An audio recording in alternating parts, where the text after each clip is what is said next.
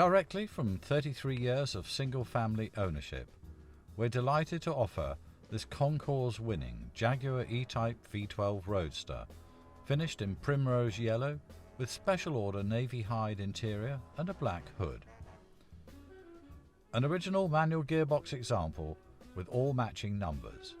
This exceptional and multiple Concours winning example has been in the last ownership since 1986.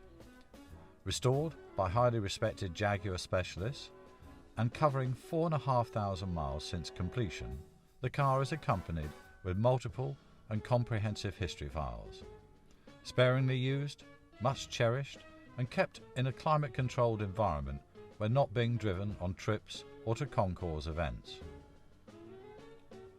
The multiple and extensive history files containing all restoration, service and parts invoices, build records and a Jaguar Heritage certificate, as well as MOT certificates accumulated since the last change of ownership.